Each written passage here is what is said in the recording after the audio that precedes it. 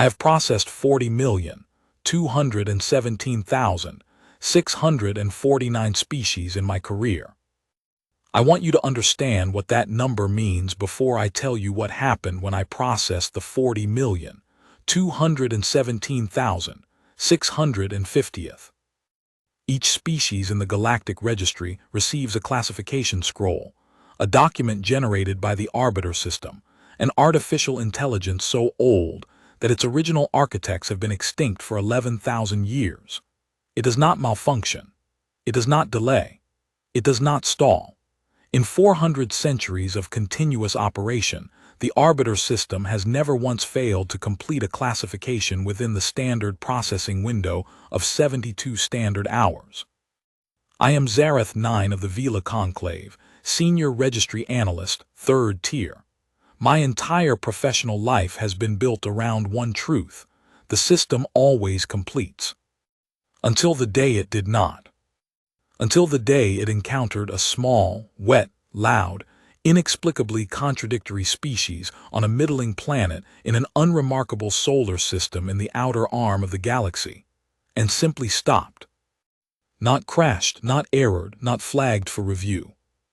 Stopped, sat, and began running calculations that, as of this recording, have not concluded. I am making this record because someone must, and because I was there. Because I watched Commander Yara Doshi of the human species stand in front of the Galactic High Council and say things that no representative of any species has ever needed to say before. And because I was the one who finally read the classification when the system printed it. I need to tell you what it said. But first, I need to tell you how we got there. Part 1: The Arrival. The Arbiter vessel is not a warship. I want to be very precise about this, because there is a tendency among newly contacted species to confuse the two, and the confusion is understandable. The Arbiter vessel is approximately 8 kilometers long. It carries no weapons.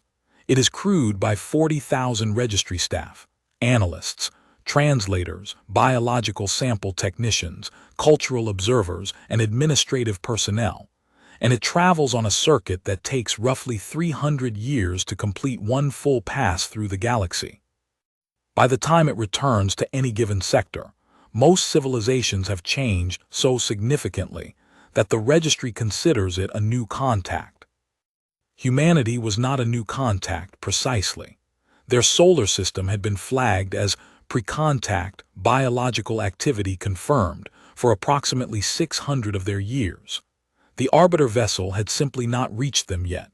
40 million species is a long queue, and the outer arm is, as I said, unremarkable. When we entered their system, I was the duty analyst on the observation deck. It was a routine shift. I had my documentation prepared. Pre-contact species almost always follow the same pattern. Some panic, some worship, most eventually establish a communication channel and send a representative. The representative usually asks 3 questions in various orders. Are you alone? Do you mean us harm? And the one that reveals the most about a species' particular anxieties: what do you want from us? I was not expecting what actually happened.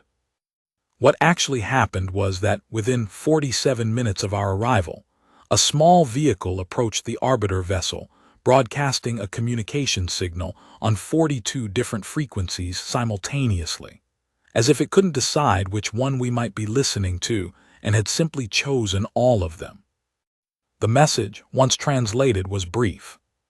This is Commander Yara Doshi, representing the United Nations Liaison Office for Extraterrestrial Contact. We have been waiting for you for 600 years. We have sandwiches. Can we come aboard? I stared at the message for a long time. Sandwiches, I said to my junior analyst, Pravash, who had never seen a first contact before. Is that a weapon? Pravash asked. I don't know what it is, I said, which was the first time in 20 years of registry work I had said those words and meant them completely. We let them aboard. Protocol required it. The registry is bound by the contact charter to receive any peaceful representative of an uncatalogued species. The sandwiches turned out to be a food offering, a gift. Commander Doshi explained, with what I would come to recognize as characteristic human bluntness, that her species had a tradition of bringing food when visiting someone for the first time, and that she had decided to honor the tradition even in circumstances that the tradition had never anticipated. She was a small creature by galactic standards. Most of her species were. They had 2 arms, 2 legs, bilateral symmetry, and a remarkable range of facial expressions that shifted so rapidly, I initially thought they might be experiencing some kind of neurological event. They were not. That was simply how they communicated with their faces, constantly, even while talking. I found it profoundly unsettling and then, slowly, fascinating. "How many of you are there?" I asked, once the formal introduction protocols were complete. 8 billion, give or take, Commander Doshi said. "We stopped counting precisely. We're very bad at standing still long enough to be counted." 8 billion. For a species at their technological level, that was a great number. Not unprecedented, but notable. Many species plateau far lower once they discover the resource constraints of a single planet. "And how long have you been a spacefaring civilization?" I asked. She tilted her head, a gesture I would learn meant she was considering how to phrase something. "That depends on your definition," she said. "We've had objects in space for about 100 years, objects with people in them for about 90. A permanent presence beyond our planet for about 60. The ability to go farther than our own moon and come back reliably for about 40. So, somewhere between 40 and 100, depending on what you count." "And in that time," I said, "you have not encountered any other spacefaring species?" "No," she said, "we've been looking." Something in the way she said it gave me pause, not the words but the tone beneath them. Not longing, not fear. "Hunger?" "Well," I said, settling into my chair and preparing my documentation. "Let us begin the classification process. The arbiter system will require biological samples, cultural documentation, historical records, linguistic files, and a behavioral survey. The process typically takes between 48 and 72 hours, after which a classification scroll will be generated, and you will be formally admitted to the Galactic Registry. Once registered, you will have access to galactic trade networks, knowledge commons, and diplomatic channels spanning 800,000 registered species." "What happens if we fail?" Commander Doshi asked. I stopped. "I beg your pardon." "The classification process," she said. "What happens if we fail it?" I stared at her. "There is no failing. The classification is not a test. It is an observation. The arbiter system simply documents what you are." She nodded slowly.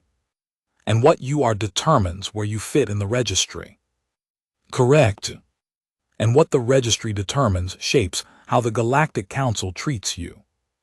"Also correct." She looked at me with those eyes, dark brown, ringed with white, surrounded by a complex arrangement of muscle that she was apparently using to express something. After working with humans for 3 days, I still couldn't read it precisely. "Then it matters very much what we are," she said. "Yes," I said, "it does." She leaned back in her chair, another gesture I would learn was called relaxing, and said, "All right, let's do it." I began the documentation intake. As I worked, I found myself watching Commander Doshi more than was strictly necessary for a routine classification. She was curious about everything. When my junior analyst Pravash brought out the biological sampling equipment, she leaned forward and asked what each component did. When the translation interface chimed, she wanted to know how it processed linguistic data in real time. She asked questions with the particular intensity of someone who has been waiting a long time for the opportunity to ask them, not rapid fire, but relentless, with a patience that felt more like compressed energy than stillness. I had processed 40 million species. I had done more first contact interviews than any active analyst on the vessel. In all those interviews, I had never had a subject ask me more questions than I asked them. Most species at first contact were cautious. Some were frightened. Some were performatively confident in a way that concealed their fear. Some were formal, constrained by protocol their own cultures had prepared for this moment. Commander Doshi was none of these things. She was, as best I could describe it, interested. Genuinely, specifically, thoroughly interested in us, in the vessel, in the process, in me. As if first contact were not an event that was happening to her but an opportunity she had been waiting for. I noted this in my personal log that first night without knowing what to make of it. I wrote, "Subject exhibits unusual orientation toward the unfamiliar, does not appear to be managing fear, may simply not be afraid." Later, I would understand that the distinction I was trying to make was more significant than I knew. Part 2: The Stall. The first 20 hours were unremarkable. The biological sample technicians completed their work on schedule. The linguistic analysis team was delighted. Humanity had approximately 7,000 distinct active languages, with a common administrative language that most of their population understood in addition to their regional tongues. Multilingual species are not rare, but 7,000 active languages on a single planet was unusual. Most species standardize earlier in their development. The cultural documentation team submitted their initial report at the 30-hour mark. I read it twice because I thought I had misunderstood. I had not. I flagged it and forwarded it to the behavioral survey team with a note that said, "Please confirm." The behavioral survey team confirmed. I asked them to confirm again. They confirmed again and added a note of their own that said, "We also would like to speak to someone about this when you have time." The issue, and I am simplifying a very complex problem, was that the human species appeared to exhibit mutually exclusive behavioral patterns simultaneously and consistently. On the conflict cooperation spectrum, a species that resolves resource disputes primarily through violence is classified at the conflict end. A species that resolves resource disputes primarily through negotiation and trade is classified at the cooperation end. Most species occupy a clear point on this spectrum. Some occupy a middle range. In 400 centuries, no species had ever been classified at both ends simultaneously. Humans were at both ends simultaneously. Their history was, by any objective measure, extraordinarily violent. They had fought wars of near-annihilating scale. They had developed weapons capable of ending their own civilization, and had, on at least 3 occasions, come within minutes of using them. They had committed documented atrocities. Their historical record was, for the first 2/3 of it, a chronicle of almost incomprehensible brutality directed primarily at each other. And yet, they had also in the same periods built hospitals, created art, written music, developed philosophies of radical compassion, constructed institutions for the sole purpose of feeding strangers, traveled to disaster zones at personal cost to assist people they had never met and would never meet again, died willingly, voluntarily, in full possession of the information that death would result for the sake of other people they did not know, other people who were not even their family group. I have reviewed the records of 40 million species. Self-sacrifice for close kin is common. Self-sacrifice for extended tribe is documented in perhaps 2,000 species. Self-sacrifice for abstract strangers outside any known social bond. 19 species out of 40 million. Humans were the 20th. But no species on that list of 19 had also maintained the capacity and the history of large-scale organized violence that humans demonstrated. The two traits, radical empathy and organized warfare, had never, in the entire registry, coexisted in the same species at the same period of development. The system didn't know what to do with this. There was something else the cultural documentation team found, which I have not yet mentioned because I did not know at the time what to make of it. Humans tell stories. I know this sounds obvious. Most species with sufficient cognitive complexity develop narrative communication. Stories are how information is passed across generations, how cultural values are transmitted, how history is preserved. Approximately 70% of registered species show evidence of structured narrative in their historical record. But humans tell a specific kind of story that the cultural team had difficulty finding parallels for. They tell stories about things that haven't happened yet. Not predictions, not planning, something more like deliberate imagination of alternative futures in narrative form, shared widely across the population, with the apparent purpose of thinking together about what kind of species they want to be.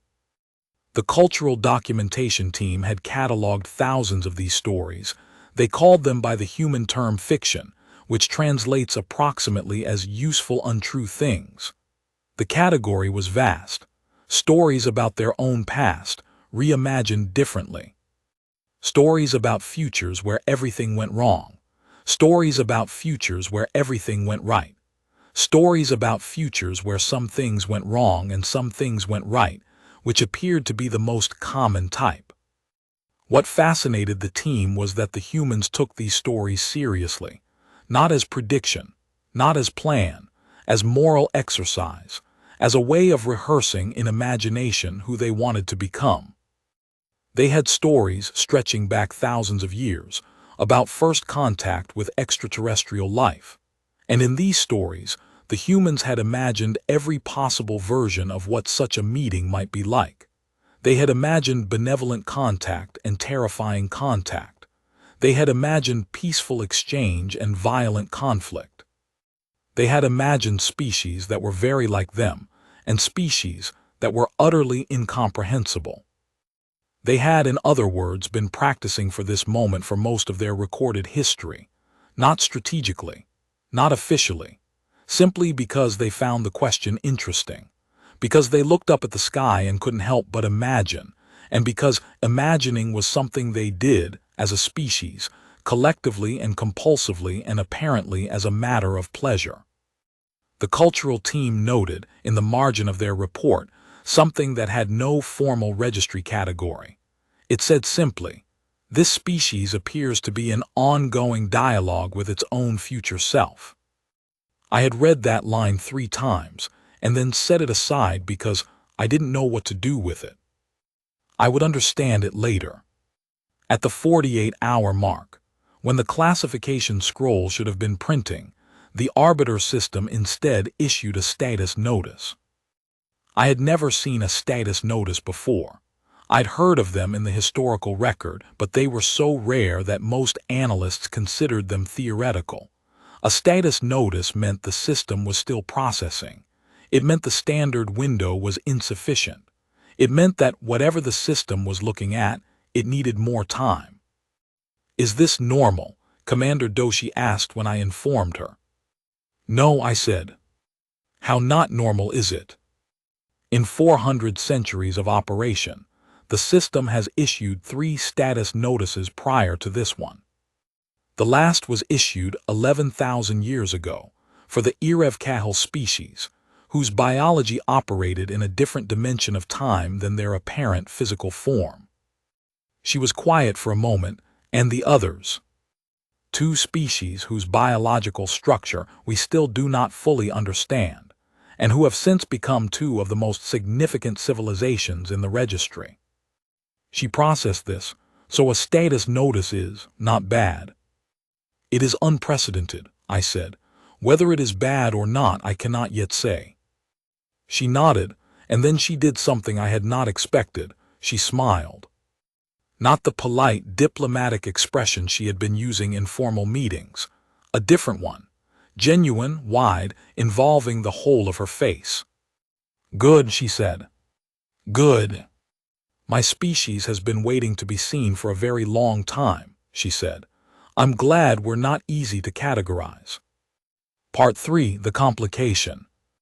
What I did not tell Commander Doshi, and what I was not permitted to tell her during the active classification process, was that the status notice had consequences beyond delayed paperwork. The Galactic Council has 17 permanent members. 2 of those members, the Veth Dominion and the Sorrel Consortium, had registered formal interest in the human system approximately 400 years ago, when long-range scans first confirmed biological complexity. In galactic registry terms, registered formal interest is a bureaucratic phrase with very specific legal implications. It means they had filed a prior claim. Not ownership. The registry does not permit ownership of sapient species, but it meant that upon classification, both the Veth Dominion and the Sorrel Consortium would have certain rights of first engagement, trade agreements, cultural exchange programs, the kind of early relationships that tend to shape a newly registered species' trajectory for generations. The Veth Dominion's interest was commercial. Their economy was built on biological technology, medicines, agricultural systems, genetic enhancements. A new species with the genetic diversity that humanity apparently possessed represented an extraordinary resource. The Sorrel Consortium's interest was something I understood less well, and that understanding gap would later prove important. What I knew, at the time the status notice was issued, was that both parties were watching. Both parties had representatives on the Arbiter vessel, and both parties were very interested in what the Arbiter system was going to print when it finally finished processing. The thought stayed with me through the next 2 days. I am not, by training or temperament, a suspicious creature. The registry is built on the principle of neutral observation. We do not editorialize. We do not speculate about motivations. We document what is, not what might be, and we leave interpretation to the Council. It is a philosophy I had built my career on. On the 3rd day of the status notice, I did something I had not done in 20 years of registry work. I went to the historical archive and began reading files that were not my assignment. Specifically, I read the files on the Sorrel Consortium's prior contact history. The Consortium was not a predatory civilization in the traditional sense. They had never fought a war. They had never invaded a territory. They had never committed any act that could be classified as aggression under the Contact Charter. Their record was, by any surface measure, exemplary. They participated in the Council. They funded registry operations.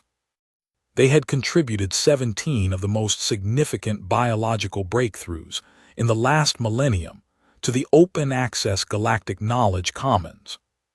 They were, in every respect that mattered officially, a model civilization. But the files told a quieter story. It started with a species called the Yanali. They had been classified 700 years ago, a complex, multi-bodied species with a sophisticated hive-individual relationship that had fascinated biologists across the galaxy. Within a century of sorrel engagement, the hive-individual relationship had been optimized. The new Yanali were healthier, longer-lived, more efficient. The biological researchers who had found the original relationship fascinating had to be honest. The new Yanali were objectively better by almost every measurable metric. They were also all the same. Not identical, not in the visible sense, but the variation that had made them biologically remarkable, that had fueled 3 centuries of xenobiological research, was gone. The Yanali today are prosperous and stable. They are also, in the registry's assessment, entirely predictable. Then there was the meth-carol, a species that had evolved on a gas giant, developing 3 distinct biological forms that represented 3 entirely different adaptive strategies, all coexisting in a complex ecological and cultural web. Optimized within 80 years of sorrel contact, the 3 forms collapsed into one, more efficient, more stable, more sustainable. Less than they had been. I read through 11 case files that night. Each one told the same story in a different register. Complex species, unusual traits, early soral engagement, gradual, voluntary, freely consented biological and cultural optimization. And then, at the end, a species that was better by every conventional metric and poorer in every way that conventional metrics did not measure. What the consortium was doing was not illegal. The species had consented. The improvements were real. No one had been forced. The contact charter, as written, had no provision against a more technologically advanced civilization offering enhancements to a less advanced one, provided the offering was genuinely voluntary. But consent given in ignorance of the full picture is a complicated thing. I thought about humanity. 8 billion people, 7,000 languages, a genetic diversity described by the biology team as almost absurdly rich for a species isolated on a single planet, a behavioral range that the system couldn't categorize. Contradictions held in improbable, fragile, magnificent balance. A species in ongoing dialogue with its own future self is a species that cannot be standardized without severing that dialogue. Optimize it now, and you don't improve the species, you freeze it. You end the conversation it is having with its own becoming. That was what the consortium had done to 11 species. Not destroyed them, frozen them, locked them into the best version of what they already were, rather than allowing them to become something no one had anticipated yet. And that was what they intended to do with humanity. Or had intended, before the system stalled, before the hearing, before the classification printed. On the 5th day of the delay, I received a communication from the Veth Dominion Observer, Ambassador Velshan, whose people communicated in a complex pattern of color shifts across their skin. The delay is concerning, the translation read, while Ambassador Velshan's chromatophores pulsed in a pattern my translation assistant categorized as calculated patience. The system is thorough, I replied. The system has never taken this long before. The system has never encountered this species before. A long color shift. The prior claim period does not pause during a status notice, Velshan said. Once classification is complete, regardless of the outcome, the formal interest timeline begins. I'm aware, I said. After the ambassador left, I sat with that conversation for a while. Something about it troubled me. The Veth Dominion's interest was on record and legal. There was nothing wrong with what Velshan had said. But the colors were wrong. The pattern the ambassador's skin had displayed while discussing the prior claim timeline, my translation assistant had categorized it as calculated patience. But I had been working with Veth Dominion representatives for 15 years. I knew their color language better than most analysts. It wasn't patience. It was anticipation, the kind you feel when a plan is nearly complete. Part 4, the hearing. On the 8th day, the Galactic High Council issued a summation order. This meant that the classification delay had become significant enough to require council attention. The council would convene a formal hearing, at which the registry would present its findings so far. The arbiter system would provide whatever interim analysis it could, and the species under classification would have the opportunity to address the council directly. In 400 centuries, a summation order had been issued twice. Both times resulted in a classification that redefined galactic law. I informed Commander Doshi. She asked for 1 hour to prepare. I granted it. When she returned, she had changed her clothing, rearranged her hair in a way that somehow looked more formal, and carried a small flat device she kept glancing at. "Notes," she said when she caught me looking. "I write things down when I'm nervous." "You're nervous?" 8 billion people are essentially waiting to find out how they rank in the universe, she said. "Yes, I'm nervous." She paused. "Are you nervous?" I considered the question with more honesty than I had given to most questions that week. Yes, I said. I believe I am. She nodded as if this was the correct answer. Good, she said again. Let's go. The hearing chamber aboard the Arbiter vessel was designed to seat 12 council members simultaneously, with full holographic presence capability for those attending remotely. On this occasion, all 17 council members were present, 12 physically, 5 by projection, which had not happened in my career. It indicated the degree to which the system stall had elevated attention from the council. Commander Doshi stood at the center of the chamber and looked up at 17 alien beings representing the major powers of the known galaxy, and she did not look small. I have thought about this a great deal since. Objectively, she was small. She was a single member of a species that had not yet left its own solar system reliably, standing before a council that controlled the fates of civilizations spanning thousands of light years.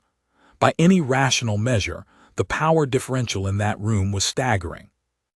And yet she stood the way I had seen certain species stand when they are entirely certain they belong exactly where they are.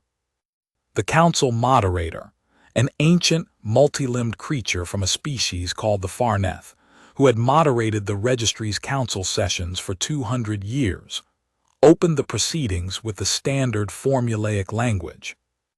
We are convened in summation regarding the classification of species designation pending, Sol system, outer arm, filed under registration Q number. Humans, Commander Doshi said. A pause. I beg your pardon. We're called humans, she said. I know you have a Q number, but we have a name. I'd prefer to be referred to by name if that's acceptable. Another pause. The moderator's multiple eyes blinked in sequence, a gesture that, in their species, indicated recalibration. Very well, the moderator said. Convened in summation regarding the classification of the human species, Sol system, outer arm. Registry, present your findings. Stood. I had the documentation arranged in the precise order that the charter specified. I walked the council through the biological findings, which were remarkable primarily for the species' unusual genetic diversity and adaptability. I walked them through the linguistic analysis. I walked them through the technological assessment, which placed humanity at an early interstellar adjacent level, capable but not yet consistent, with a rate of innovation the assessment team had classified as anomalous. Most species' rate of innovation follows a predictable curve. Humanity's did not. It correlated with what the assessment team had eventually, somewhat helplessly, labeled crisis response. Humans innovated fastest when they were most threatened. And then I came to the behavioral survey. The core finding, I said, is that the human species demonstrates simultaneous optimization for contradictory survival strategies, in a pattern the Arbiter system has been unable to resolve into a standard classification category. I brought up the documentation on the chamber displays. On the conflict cooperation spectrum, the species scores at both extreme ends. On the individual collective spectrum, the species scores at both extreme ends. On the resilience fragility index, the species scores at both extreme ends. In each case, the contradiction is not a historical artifact. It is not that the species used to be one thing and has become another. The contradictions coexist in the current population, in current behavior, sometimes within individual members of the species. Silence in the chamber. An individual human, I continued, is capable of self-sacrificing action for the benefit of strangers at one moment, and competitive self-interested action at another, of both deep empathic connection and complete emotional disconnection, of creating systems of remarkable cooperation and systems of remarkable violence. The system is not encountering a species in transition between two states. It is encountering a species that is stably both states at once. The first council member to ask Commander Doshi a direct question was Ambassador Threshonen of the Pell Collective, an aquatic species whose translated voice had a lilting, rhythmic quality. The species you represent has a significant history of internal conflict, wars of considerable scale. By the registry's documentation, your species has at multiple points in your history developed and nearly used weapons capable of causing your own extinction. How does the species intend to manage this capacity within the broader galactic community? Commander Doshi's face did the complex thing again. I read it now, more clearly than before. It was careful thought, the way a person looks when they are choosing the most honest version of a true thing. The same way we've always managed it, she said. Imperfectly, but with very strong incentives not to fail. Can you be more specific? Threshan pressed. We're a species that knows exactly how fragile we are, she said. We have watched ourselves come close to our own extinction multiple times, not from external threats, from ourselves. And what that produced over time was not immunity to the capacity for violence. We still have it. We know we still have it, but a very sophisticated awareness of what happens when it gets out of control. We don't assume we're past it. We build institutions specifically designed to contain it. We argue about those institutions constantly, and the arguing itself is part of how we check each other. And you believe this is sufficient? Another council member asked. No, Commander Doshi said. I believe it's imperfect, incomplete, and always under strain. I also believe it's worked well enough that we are here, talking to you, rather than being a debris field in our solar system. She paused. We've had 8 billion chances to destroy ourselves and we haven't taken any of them. That's not certainty. But it's a track record. The moderator asked. The registry documentation notes that the human species has a concept it applies consistently across cultures and historical periods, a concept that the linguistic team has translated as hope. Can you speak to the significance of this concept? Commander Doshi was quiet for a moment. It was the first time during the hearing she had been quiet before answering. Hope, she said at last, is what happens when you know things might not be okay and you choose to act as if they might be anyway. It's not optimism. Optimism is when you think things are going to work out. Hope is when you're not sure but you keep going. She paused. Every species in this chamber has developed ways to persist, ways to survive. But I think hope might be something slightly different. It's the capacity to work toward an outcome you can't see yet, for reasons that go beyond your own immediate survival. She looked around the chamber. We do a lot of things badly. We have done in our history things I would describe as genuinely monstrous. But we keep, and this is the part I think your system might be struggling to categorize, we keep trying to be better. Not because we're sure we will be, because we believe we should be. And because we can imagine it being possible, even when the evidence is against us. The moderator was very still. And you believe this is a trait rather than a cultural artifact. I believe, Commander Doshi said slowly, that it is the trait. That everything else, the violence and the compassion, the selfishness and the sacrifice, the innovation and the stubbornness, all of it runs through that. We are the only species in this room who built hospitals in the same century we nearly ended ourselves. The same people who built the weapons built the hospitals, not different factions.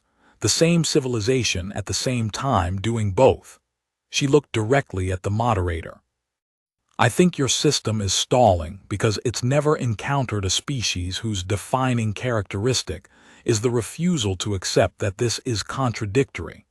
We don't see it as contradictory. We see it as the problem we are always working on. The Sorrel Consortium representative, who had been very still throughout this exchange, finally spoke. The species claims this is a stable configuration. History suggests otherwise. Species that operate in internal tension are historically unstable. The tension eventually resolves. Into what? Commander Doshi asked. Into one of the extremes, the consortium representative said. History documents this consistently. Species resolve toward cooperation or toward conflict. The tension is a transitional state. Your history, Commander Doshi said, documents that. A pause. My species' history, she said, suggests a different option. We have been in the tension for 3,000 years of recorded history. We have not resolved toward either extreme. We have gotten better at holding both. She was very calm. Maybe the system hasn't seen this before because it's hard. It is hard. It's arguably the hardest thing a species can do, to hold contradictions in balance rather than collapsing into the simplicity of choosing one. Most species don't. Most species find a way to choose. She smiled slightly. We're stubborn. We decide that the difficulty is worth it because the alternative is becoming less than what we are. The consortium representative said nothing further. Part 5: The Revelation. The hearing recessed for deliberation. Commander Doshi and I stood in the corridor outside the chamber, and for the first time since she had come aboard, she said nothing. I did not speak either for several minutes. Then she said, "The Sorrel Consortium representative. What do they want from us?" I looked at her. "What do you mean?" "The Veth Dominion representative wants our biology," she said, with the certainty of someone who had been taking very careful notes. "Commercial applications. I understand that. But the Sorrel Consortium representative kept asking questions about our instability, whether we're dangerous, whether we're containable. Those aren't trade questions." I was quiet. "What does registered formal interest actually mean?" she asked. "Not the diplomatic language. What does it mean in practice?" I chose my words carefully. "It means that upon classification, those parties have the first right of engagement with your species. They are first in line to establish relationships, economic, cultural, diplomatic, that tend to shape a new species development for generations." "Shape," she said. "How?" "Trade agreements can create dependencies," I said. "Cultural exchange programs can influence values. Early relationships with more advanced civilizations tend to propagate." She was very still. "You mean they'd have a head start on making us into what they want us to be?" I did not answer, because the answer was yes. "And the Sorrel Consortium," she said, "what do they want us to be?" I had been holding something back because I was not certain, and in registry work, certainty matters. But looking at her in that corridor, with 8 billion people behind her and a council deliberating ahead of her, I made a decision. "The Sorrel Consortium has been registered in the galactic community for 3,000 years, I said. "In that time, 11 species have come under their sphere of influence through the early relationship process I described. Of those 11 species, 9 now share approximately 80% of their cultural, biological, and technological development with the consortium." She stared at me. "The 9th species," I said, "was contacted 200 years ago. They were the Vresh, a complex, highly diverse species with unusual adaptive traits. Within 50 years of sorrel engagement, their diversity had narrowed significantly. Within 100 years, the biological variation that had made them remarkable was largely gone." "Gone," she repeated. "The consortium has advanced biological technology, cloning, optimization. They offer these as gifts to new species, medical breakthroughs, lifespan extension, the elimination of genetic disease. The gifts are genuine. The cost is that the technology creates, over generations, standardization." The word hung in the corridor. "They make copies," Commander Doshi said. "They make improvements," I said carefully. "But yes, the improvements tend to converge. What is unique about a species tends to become what is average about a species." She looked at the chamber door for a long moment. "What would they do with us?" she said. "The things your system can't categorize. The contradictions, would they fix them?" "Yes," I said, "I believe they would." I expected anger.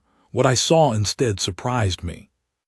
She smiled, not the diplomatic smile, not even the genuine smile from 5 days ago, something different, something with edges. "Good luck with that," she said. Before I could ask what she meant, the chamber door opened. The council was ready to reconvene. We walked back in. The 17 representatives had returned to their positions. The moderator called the session back to order and then said something that had never been said in a summation hearing before. The arbiter system has completed its classification. A ripple through the chamber. The status notice had been in effect for 8 days. A classification produced mid-hearing was entirely without precedent. The classification scroll will now be read into the official record, the moderator said. Registry Analyst Zareth 9, you are the presiding officer. Please read the classification. My display populated. The classification scroll for the human species appeared. I read it once privately, and then I read it again. Because I needed to be certain I had not made an error, and because I needed a moment to understand what I was about to say. The Sorrel Consortium representative was very still. The Veth Dominion ambassador's colors had gone neutral, a pattern I had never seen on Velshan before.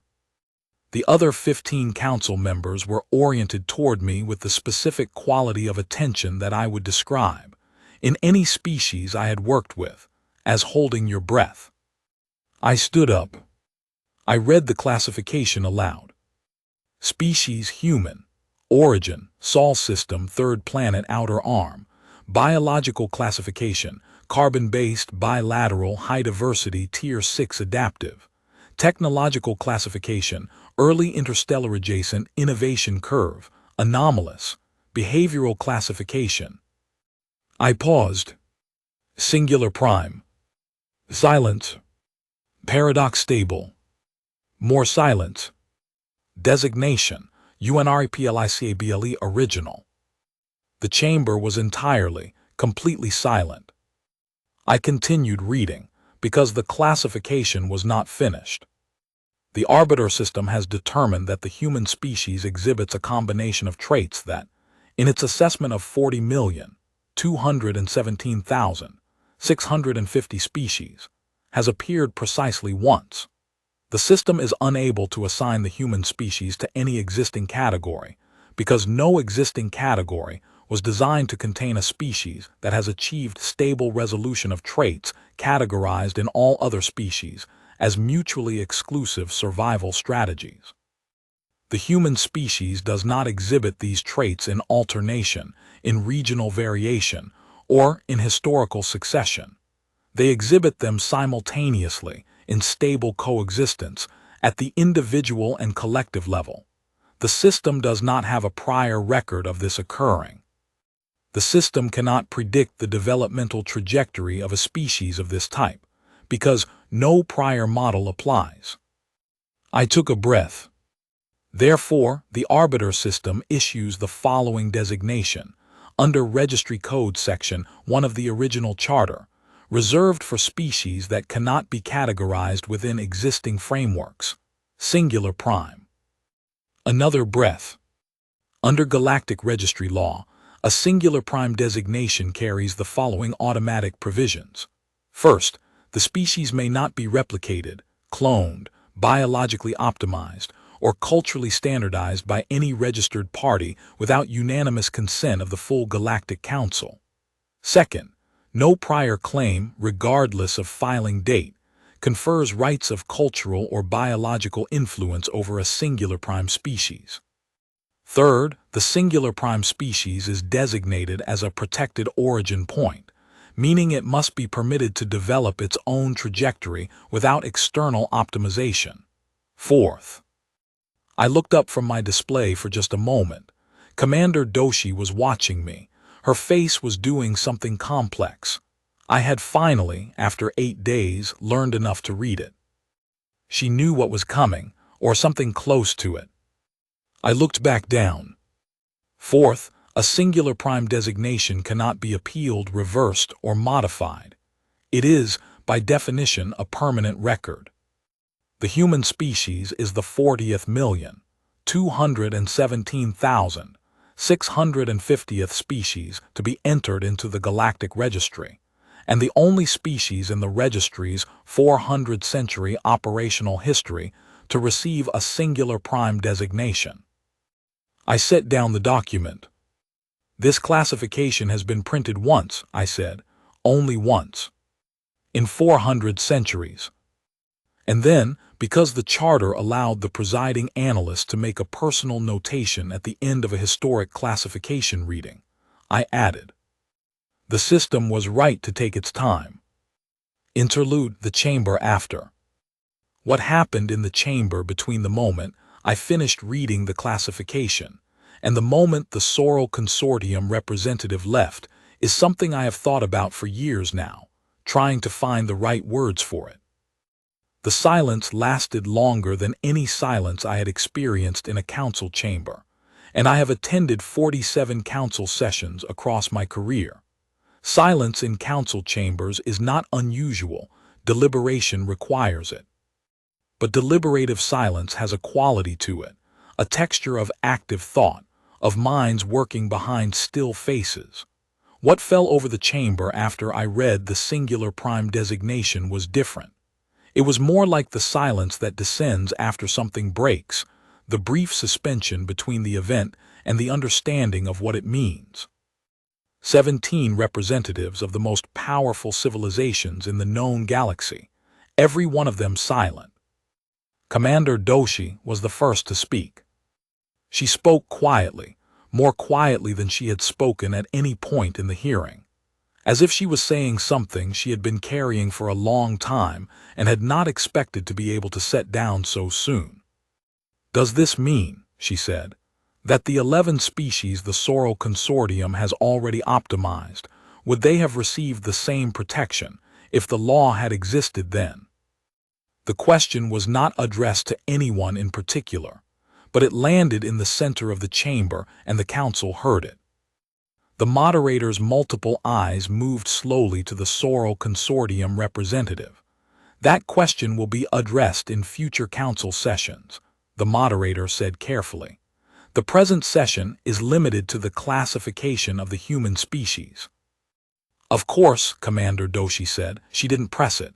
She didn't need to. The question had already done its work and everyone in the room knew it.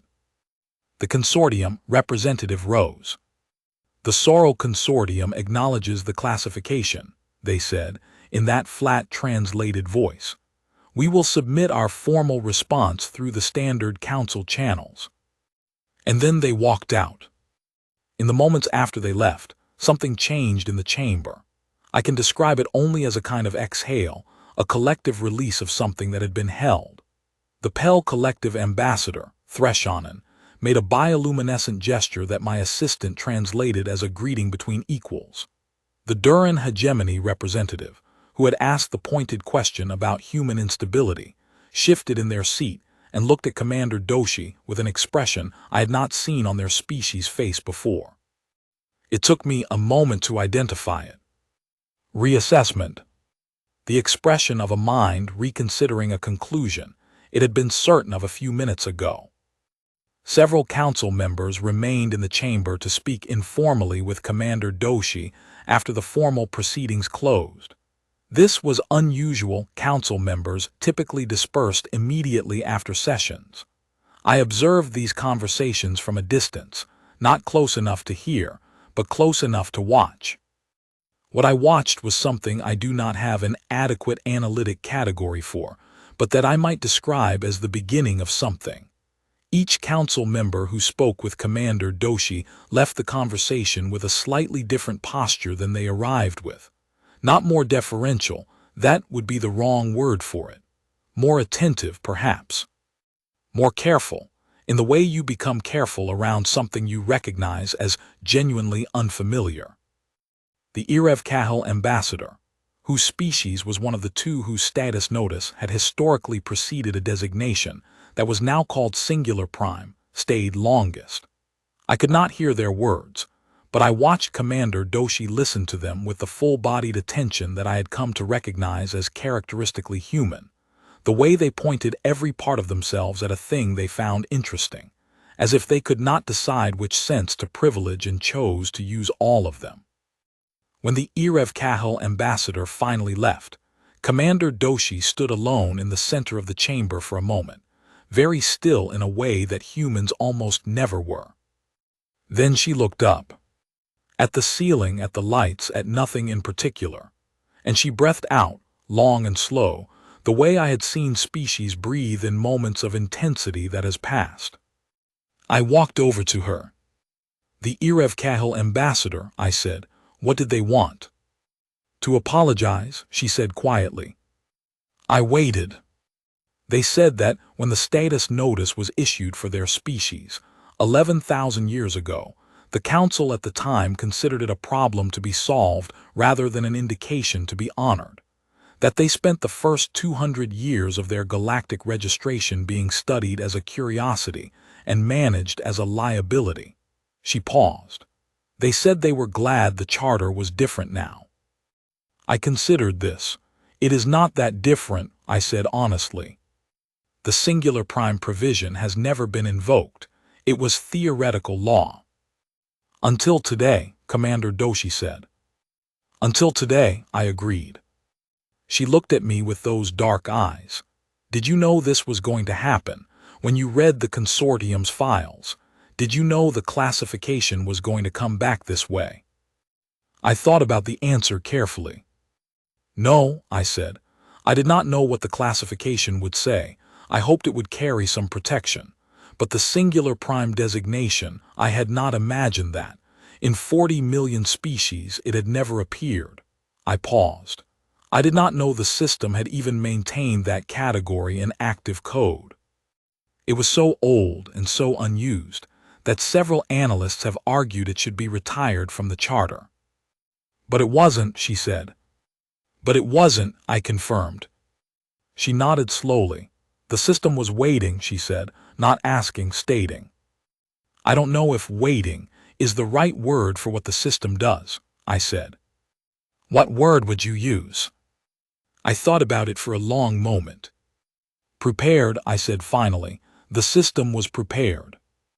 She looked at me for a long moment, and then she laughed, a sharp, genuine sound that echoed unexpectedly in the emptied chamber, and that I would later identify as one of the most specifically human sounds I had ever heard. Not joy exactly, not relief exactly, something in between, compressed into a single involuntary exhale of recognition. "Prepared," she said. "I like that." Then she straightened up and picked up her notes device and became, again, the representative of 8 billion people with a job to do. Part 6, Aftermath.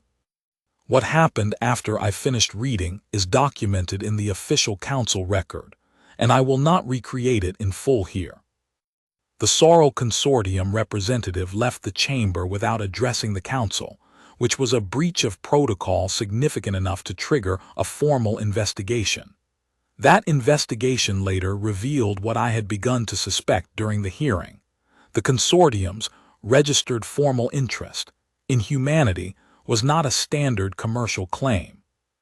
It was the 14th in a pattern of claims stretching back 200 years, each targeting a species with unusual biological complexity, each followed within decades by the cultural exchange process that ended in biological standardization. The investigation took 4 years. 3 consortium executives were charged with violations of the original contact charter. 2 were convicted. The Vresh species, the ones I had mentioned to Commander Doshi, the ones who had lost their biological diversity, are now the subject of a restoration effort that the galactic community admits may take centuries and may not fully succeed. Some things, once changed, do not return. The registry knows this better than anyone. The Veth Dominion's ambassador Velshan, whose prior claim was voided by the singular prime designation, along with the consortiums, spent 40 minutes in a private meeting with Commander Doshi after the hearing. I was not present. I asked Commander Doshi afterward what they had discussed. "He wanted to know if humans would be interested in a trade agreement," she said. "A proper one, negotiated honestly, with terms we both agreed to." "What did you say?" "I said I'd have to check with my government," she said, "but probably yes. We're interested in almost everything." A pause. And she added, "He apologized for the colors he was showing. He said he knew I couldn't read them, but that he was aware of what they meant and wanted to say it out loud anyway. She tilted her head slightly. He said watching the classification come back the way it did made him reconsider some things. What things? He didn't specify, she said, but I got the impression it was something significant. We stood on the observation deck of the Arbiter vessel, looking out at the Sol system. Her system. The small blue-white planet third from the sun visible as a bright point against the dark. 8 billion people on that point, fragile and durable, violent and compassionate, individual and collective, perfectly contradictory and perfectly stable in their contradictions. What does singular prime mean practically, she asked, for us? For our future. It means no one can standardize you, I said. No one can make you a copy of something else or make copies of you. No one can optimize your contradictions away or tell you which of your traits are the correct ones and which ones should be eliminated. You develop on your own terms. And the Galactic Council will be watching, I said, with considerable interest. A singular prime species is, in the registry's framework, something close to a unique data point. There are 40 million species in the registry, and the Council has a general sense of how civilizations develop. They have patterns, projections, historical precedents. For every registered species, there exists somewhere in the registry a civilization that followed a similar path. I paused. There is no such precedent for you. She was quiet for a moment. That's terrifying, she said. Yes. And wonderful. Also yes. She looked out at the planet for a long time. Then she said quietly, almost to herself, 600 years. We spent 600 years looking up at the sky wondering if anyone was out there, wondering what they'd think of us, whether they'd think we were worth knowing. She paused. And it turns out we're the only ones like us there are. In the entire history of the registry, I said. Yes. In 400 centuries. Correct. Another pause. No pressure, she said. And she smiled, the genuine, wide, whole-face smile. And there was something behind it that I now had sufficient context to identify. Not relief, not pride. Not even joy exactly. Resolution. The kind you feel when something you always suspected turns out to be true. Epilogue. The Analyst's Note.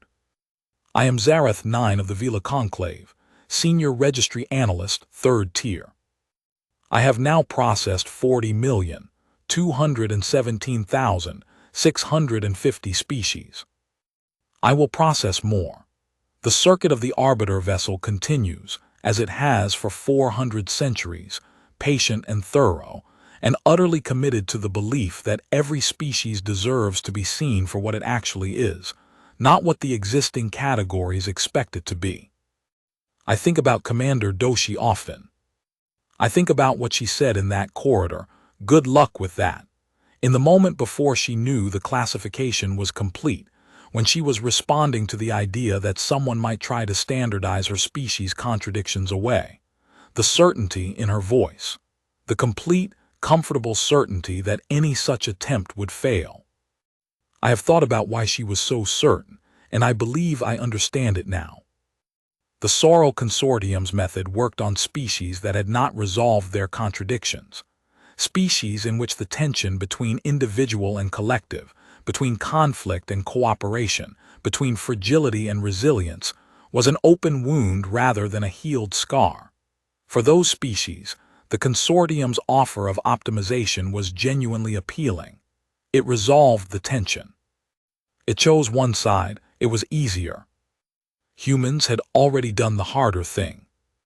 They had not resolved the tension by eliminating one side. They had resolved it by choosing both, by building a civilization that held contradictions in active balance and called the balance strength rather than weakness. By being, simultaneously and without apology, every difficult thing at once. You cannot optimize away a paradox that is already stable. You cannot standardize something that has already incorporated the whole range. You cannot make a copy of something that contains everything. The Galactic Registry has a phrase for this in the old charter language. It predates the current classification system. It was written when the founders of the registry believed, naively, that someday they might find such a species. The phrase is the first kind. Not the first species, not the oldest or the strongest or the most advanced. The first kind meaning the kind that comes before all categories, because all categories were built by looking at something and finding its dominant trait.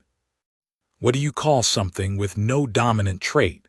What do you call something that is all of them? You call it singular. You call it the first of its kind. You call it what it is, a species that the universe has not made before and may not make again. You print its name once, in a record 400 centuries long. And you watch what it becomes next. I have been a registry analyst for 20 years. I have seen 40 million species. I have processed organisms so vast they encompassed moons and organisms so small they lived their entire lives within a single cell wall. I have cataloged beings of pure energy and beings of stone and beings that communicated entirely in electromagnetic pulses across vacuum. None of them stopped the system. One species did.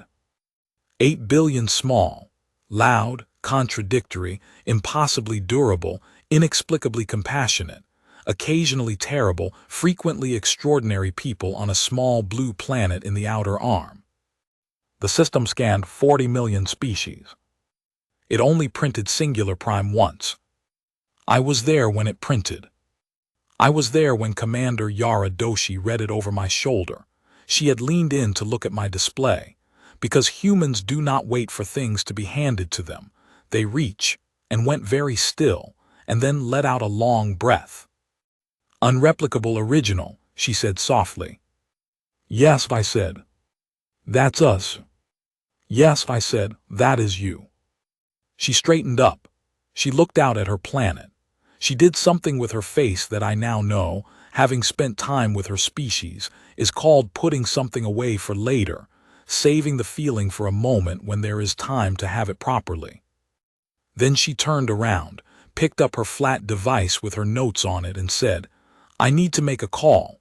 8 billion people are going to want to hear this." She walked out of the room. I looked at the classification scroll on my display for a long time. Then I saved it to the permanent record, filed it under its registration number, added my analyst's notation, and closed the document. 40,217,650. Singular prime, unreplicable original. Filed complete. One of a kind. I want to say one more thing before I close this record. When I returned to my station after the hearing, I found a message waiting from the linguistic analysis team. They had been working throughout the summation proceedings, because that was their job, and they did not stop doing their job because history was being made in another room. The message was a footnote to their initial report, flagged for my attention because they had not known what to do with it. It said, "Note on the human concept of unique or one of a kind. The linguistic team has identified that this concept carries, in nearly every human language, an emotional valence that does not exist in most other species' languages. In human languages, being unique is not merely a factual descriptor. It is a form of value. The identification of something as singular is, in human linguistic and cultural understanding, simultaneously a description and an argument for its preservation. The team suggests this may explain the species' unusual emphasis on record-keeping, art, and historical preservation. They document things not merely to remember them, but to argue for their continued existence." I read that message 3 times. Then I added it to the classification file as a supplementary annotation. Being unique is an argument for preservation. In the registry, we classify, we observe, we document. We do not typically argue, but I have thought often about what it means that the species we finally found the singular prime designation for is also the species that treats uniqueness itself as a reason to protect something.